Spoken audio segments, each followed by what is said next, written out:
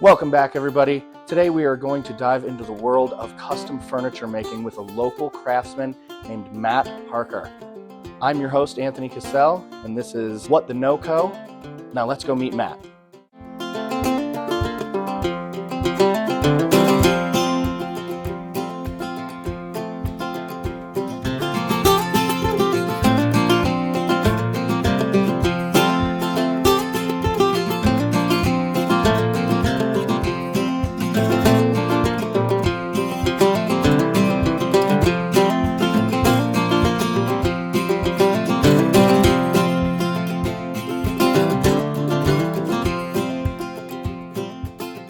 Hey Matt, thanks so much for having us here. We're excited to see and learn all about what you do here with custom furniture making. But first, I'd love to hear about Parker Bespoke Furniture. Tell me about how you got into your craft. Absolutely, and thank you for having me. So right now we're in the middle of a project. It's super cool. I'm excited to show you about this, but first let me tell you a little bit about Parker Bespoke Furniture. Yeah, so this whole thing started about 10 years ago. At the time we were living in South Florida, and they had this local fair every year where there's a section for livestock and agriculture where people enter their animals for like competition. And in this case, they were selling some of them.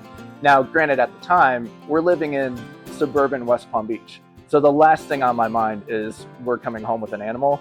But sure enough, the girl that I'm dating at the time shows up holding this chicken in her hand. Oh, chicken. With these puppy dog eyes, and I just couldn't say no. How can you? And next thing I know, I'm carrying this box with the chicken in it, loading it into the car, and I spend the entire drive home engineering in my head, how do I build a proper home for this chicken? Because it can't live in a box. No. What happened with the chicken? So this poor chicken is living in a cardboard box, and it's my responsibility to figure out a way to give it a proper home. Not your girlfriend's? Not my girlfriend's. You had to do it. Okay. That was on me. I see how it goes. Double standard. Absolutely. So at the time, I didn't even own tools. I had no idea what I was doing. But a buddy of mine was kind enough to lend me his tools and some advice and get me going. That's good. How'd it turn out? So first time you ever built anything, building a chicken coop for this poor chicken in a box. How'd it turn out? It was terrible. However, what it did teach me was that there is this immense amount of joy in working with my hands. And having a tangible product to show for my work was a feeling that I'd never experienced before. And I knew in that moment that that's what I wanted to chase. So it all started with a girl and a chicken and a terrible chicken coop, but now you are an incredible, fine arts craftsman with your woodwork. And you were telling me earlier you went to North Carolina. Tell me a little bit about what you learned in your journey into becoming the great craftsman that you are today. We had this great opportunity to buy an amazing property in North Carolina. So we hopped on it. I saw there was a shop. I knew exactly what I was going to do with it. And when we made that transition, that was my opportunity to just go headfirst into all things woodworking. Yeah.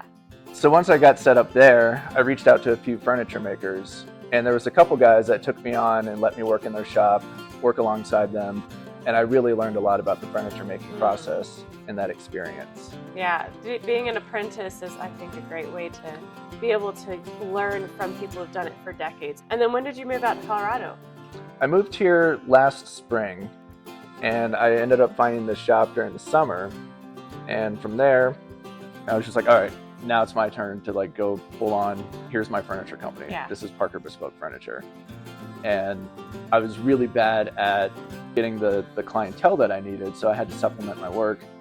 And I ended up reaching out to a high-end cabinet shop. And then that's where I kind of learned this skill set that kind of merged furniture and cabinetry. Yeah. So with them, these guys are just strictly cabinet guys. And they brought me in as their special projects person. So I would get all the things that were a little bit outside their normal scope of work. And that's why you know how to do so many different things now. Yeah, so it gives me that advantage of being able to offer something that's more unique than just strictly furniture, just strictly cabinetry. I can merge the two of them and create harmony between the two in a way that most people either don't or can't do.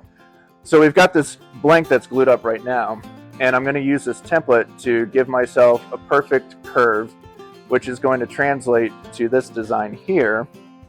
When it's all said and done, it's going to look like this piece, and that's what this one is going to be.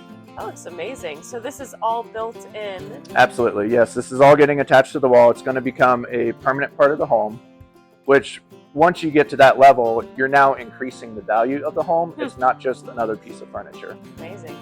So tell me a little bit about the pieces you have here. What are they here for? Yeah, so these are all the individual components that go into this particular cabinet. So what we have here is our toe kick. We have our nail strip. These are the stretchers that go between the drawers. This is the top and bottom. We have grain matched drawer fronts, and then these are the sides. I understand top and bottom, but are these like side pieces, or what's the purpose of these ones? Actually, what's a better way to show you is this is how they come together.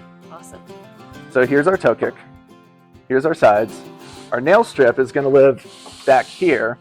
So this is what actually gets nailed to the wall. We still have to make a back for it. But when they all come together, you know, you got a cabinet that looks something like that. Awesome. Now, all of our cabinets come with dovetail drawers. Is that what this is on the side? Yes. So this is the strongest joint that you can get in a drawer box. Now, I'm not going to do it to these, but I have tested them before where I dropped it on the corner out of the back of a truck, and it did not come apart. Okay.